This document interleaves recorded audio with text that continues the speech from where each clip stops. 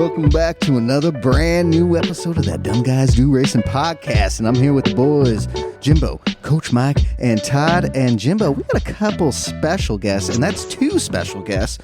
Let them know who we got. Two special guests. Oh, we've got McNaughty. Woo! And then we've got Hawco. Yeah, welcome, boys. Welcome, boys. This is awesome. What up? We got both of you at the same time. Oh, hold on. Get ready to pull your pants down. There we go. There's for Plaka. Always got to have that. That's for Plaka. The Plaka horn. Podcast is now official. Yes. Plaka seems to be one of the only really clean drivers from PSRT. PSRT can have some challenges when it comes to their drivers being clean. Yeah.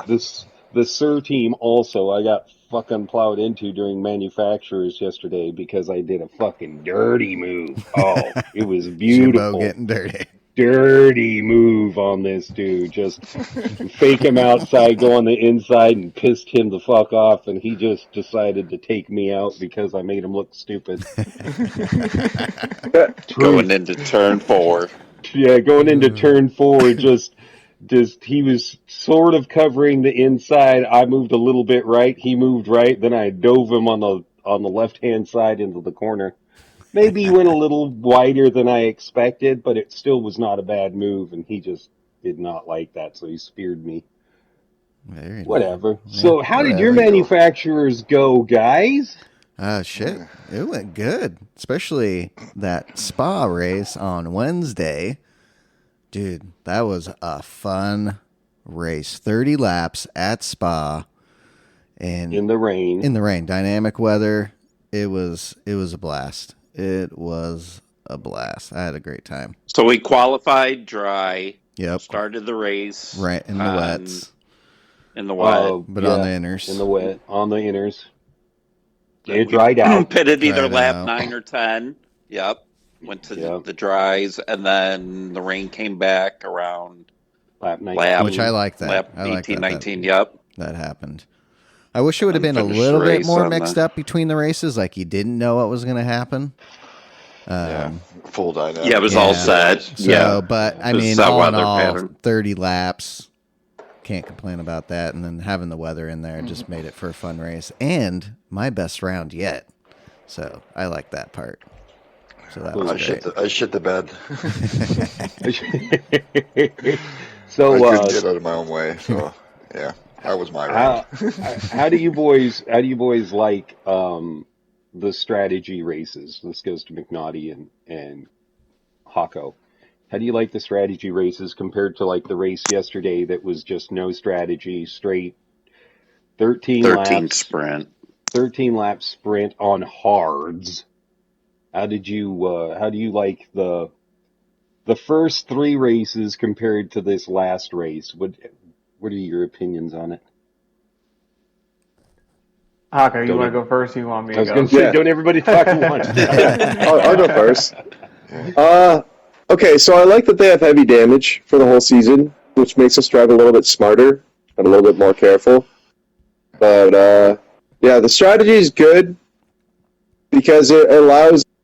It doesn't rely on you having to qualify near the top and then, you know what I mean, having to pass cars. If you know what I mean, if you can just pace yourself in those other races and just, you know what I mean, have a good strategy and just be patient, you can make up positions rather than having to, you know what I mean, do what you did on Interlaga, where you have to pass cars here and there and make kind of like aggressive moves and stuff like that. On hard tires, you know what I mean, and just run away. It was made for an aggressive race, that's for sure. Oh boy! Yeah, I like that. Yeah. Exactly like Hawco said. Patience on those long races, because especially at Spa, that's what I did. Patience, and sure as shit, I went from fucking 12th and finished 5th and 4th. So it was like, patience is key for sure. Yeah, it is keeping your nose clean. Yeah. I qualified 3 seconds slower than the guy in first because I had no practice, and ended up going from 16th to 7th, if I remember rightly. Oh yeah.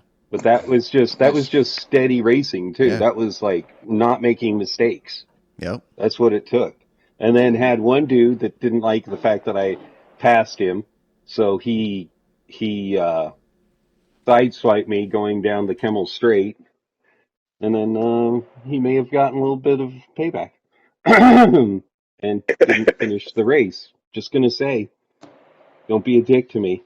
That's what I'm gonna say. Don't be a dick to me, because shit happens. Yeah.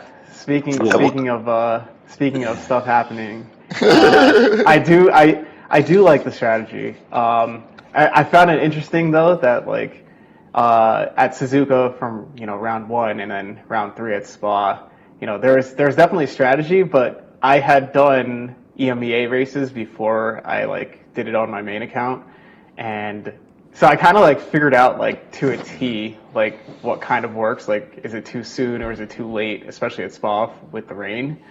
And both of those races, it didn't even matter because either I crash or someone crashes into me, and the points are ruined.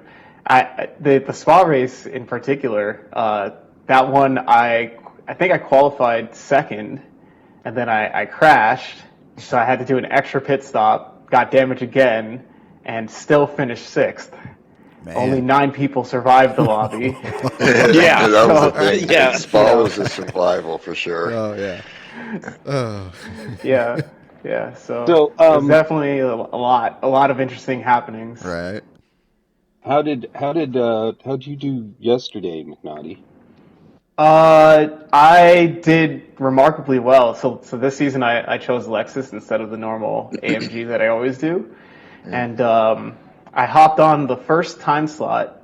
I managed to get away for a little bit, and the RCF. My opinion on the RCF at any track that has slow speed corners is that it's not the best car. It's not. It's twitchy.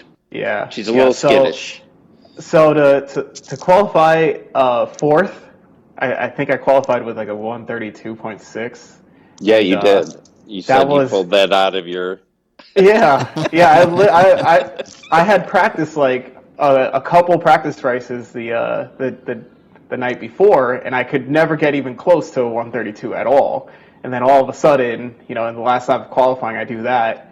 And then When it just counts. managed to hold on. Some other people crashed in front of me, and I got a P3 for 272. So, I was like, I'm not touching this again. Right. Yeah, you had a great race. I mean, your laps were just bang on, low 33, high 32s, and you just ran a good race. And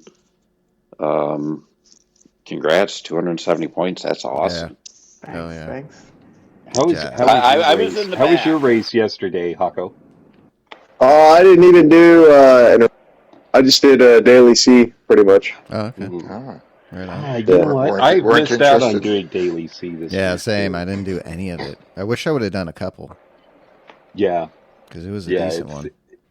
yeah. It looks like a decent race. So I'm sad that I didn't do it, but I've been sick and it's been a little busy around here, so I just never got a chance to. Yeah. Yeah, it was cool. Specified Group 2 cars, the 08 Yeah. Lexus, the NSX, and the GTR. GTR. So, yeah, it was cool that they did that and everything. And Yeah. kind of doing more grid starts for daily Yeah. race. I'm liking that. Yeah, definitely. The only thing with Spa, to kind of go back for Manu, like, why are they starting us back Oh, there? I know. Like, why don't they start us on the 24-hour configuration where everybody's kind of grouped up more and you're not starting, in the chicane I or know. Do whatever? you feel like Well, they should getting just screwed. have the Or why don't they 24-hour just- config and that's it? Yeah, That's what I would think. yeah. Or Why don't grid they- start. Yeah. Grid start, or why don't they just bunch us up? Why are they not minimizing the amount of distance between the cars? Because I thought they fixed Well, that. the only thing Didn't they with- fix Because that? they have can done do it. they can do that. Yeah, they have done it before. The only thing with the grid start at Spa is going into turn one. It's a friggin' disaster Yeah. when they do that. Remember when they had that Porsche Audi race This might have been on GT6 or whatever sport. They did that, and it was chaotic every time they did a grid start there. So, but I just wish they would, do the 24-hour configuration if they're doing the rolling start, where everybody's kind of closer, and the people in 8th through 16th aren't screwed because they're starting back and 12th, everything you're like in the that. middle of the chicane. Which at least is straight, and you're not in the corner, so that was the plus. Yeah, I felt that even starting in 16th, I would have rather have been there than those people that had to start in the middle of the chicane. Yeah. Mm-hmm. Like, quite honestly, it's still a motherfucker, though. It just doesn't. It is. Again, it's one of those things that doesn't make any sense with PD. No. Like, why do you have three strategy races?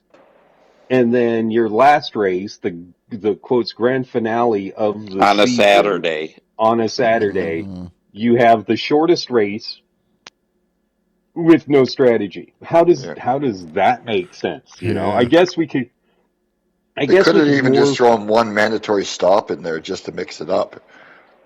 Something. Because that would have added a little. When do I pit? Do I get out of the traffic right now? Like, at least it would have gave something other than just like Hawco said, aggressive driving, aggressive moves. They put something in there to mix it up. Win. Yeah, that's what they wanted you to do.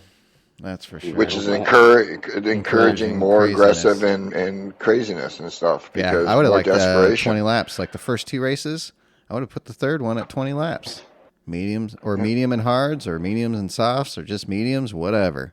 But 20 laps, 30 laps, 20 laps, that would have been perfect. Yeah. That would have been for a Saturday race. I wish it was longer. To me, it was just a daily C that they made. Pretty much. It was. It felt like they didn't put any thought into it.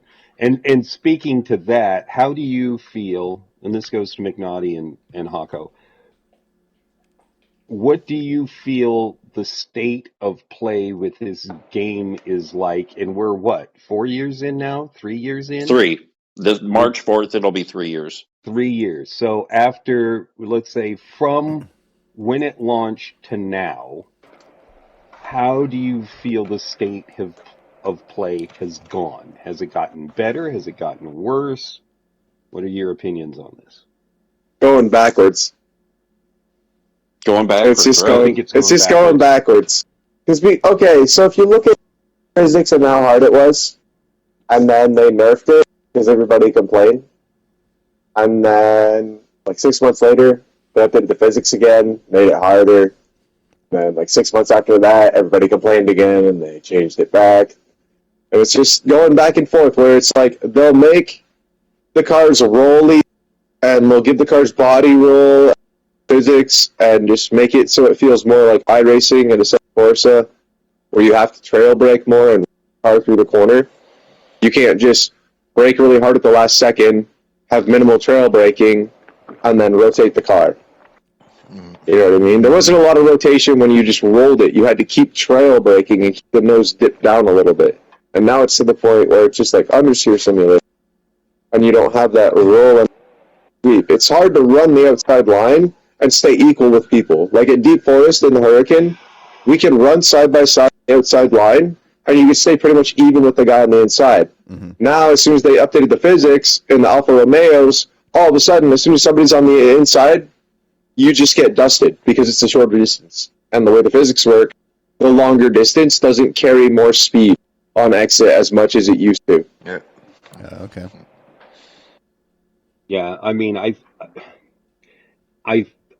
think I have to agree with that. Running an outside line is much more difficult than running the inside line.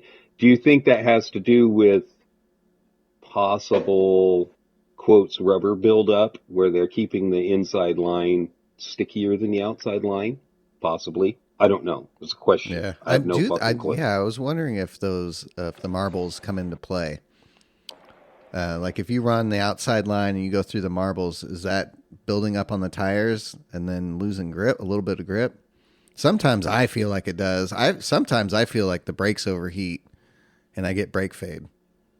But I don't know. my brake might be messing up, but I'm in VR. So I will say that they definitely made so to Hawco's point, man. Like when they changed the physics in this like most recent update where they adjusted the wet line and they changed the recovery time for dirty tires. Like they generally like made it easier when they did that physics update. I think it was like 1.49 where they made it, where you really have to be on your P's and Q's, so to speak, for the for trail braking and whatnot. Like I think we were doing a daily at Spa that week, and you had to be like really careful, and it made you feel like you were going slower, but if you nailed it, you were dusting everybody. And if you were driving the old way where you just like slam it, slam it and go. Slam it, go down to first, and then just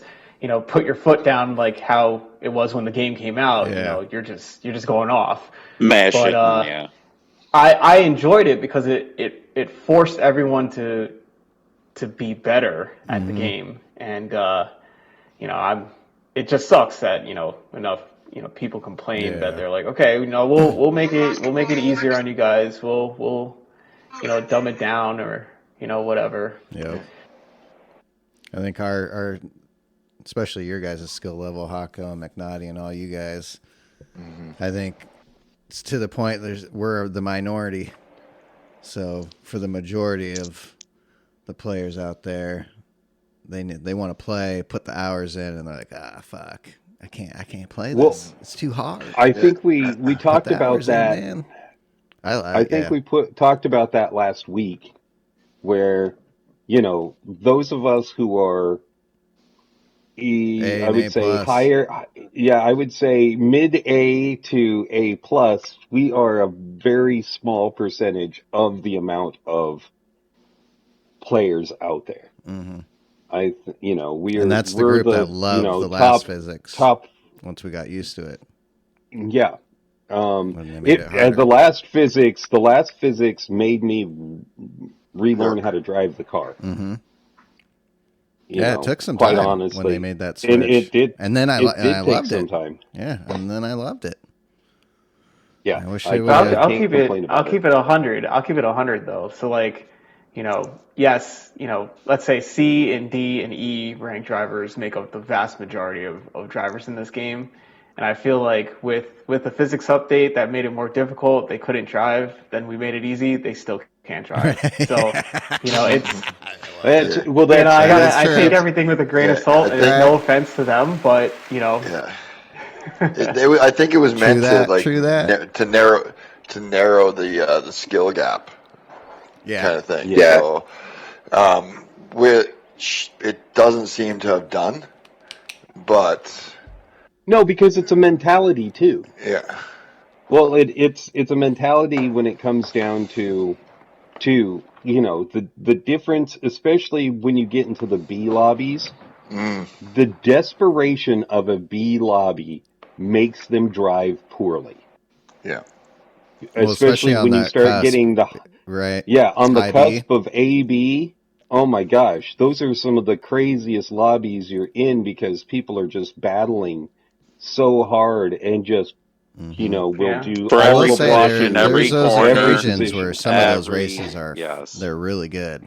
There's a few of those that are actually really good where you get in a lobby where it's probably that half and half, and then there's some B drivers that will do a little bit better than those A drivers when it comes to passing and being patient sometimes, but for the majority of it, you do get in those, and it's just fucking chaos.